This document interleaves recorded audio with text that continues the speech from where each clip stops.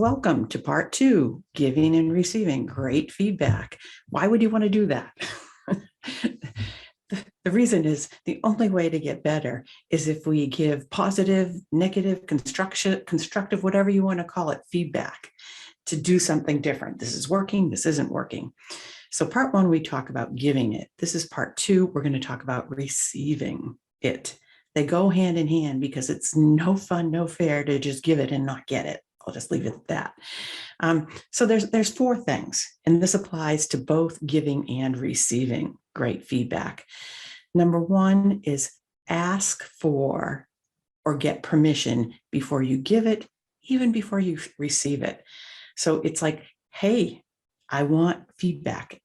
Great managers, leaders are approachable, and they're always asking for feedback at the end of a meeting, at the end of a project, in the middle of a project, at the trying something new. Did this work? How about this? How about this? To the point that people just feel comfortable giving them feedback because they truly want it and ask for it. So ask for feedback. And if you're going to give feedback to someone, say, hey, is now a good time to give you some feedback? They may say, no, their goldfish might have just died. Might not be a good time. If it's not, well, can we schedule something and talk about it? Blah, blah, blah. It's number one. Number two, it's understood. So this is where clear communication comes in. If you're giving it, you're receiving it. If someone is giving you feedback, it's a gift. Make sure you understand exactly what they're saying. So understood. Number three, accepted. Once you understand it, you accept it. You don't have to agree with it.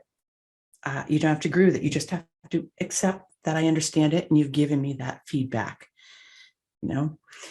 positive or negative. And this goes both ways for giving and receiving. And finally, thank you for giving me that feedback. Thank you for allowing me to give you that feedback. Okay, so those are the four things that are true for giving and receiving. And then I want to talk about the 10 tips a little bit differently. I did talk about them in part one and part two. This is when you are receiving feedback. They may not have got my 10 tips. So what you need to do when you're receiving, people are giving you feedback, those 10 tips, you need to make sure that that comes out too. Like, oh, descriptive, timely, and specific. Can you tell me exactly what you think or when or how? And how does this help with this need or this goal? That was 4. And if the person giving you the feedback is saying something like they, it's like, well, what do you think? What is your opinion? And then you have to help them because sometimes it's tough. Get beyond the assumptions, the judgment, and really ask questions, clarifying questions, just clarifying so that you understand exactly what it is they're saying, okay? And look for the things they're not saying. Are they really aligned? Are they saying, yes, you need to do this better? And they're like, oh, somebody made me tell, so there's a lot of checking out that you have to do, even the nonverbals.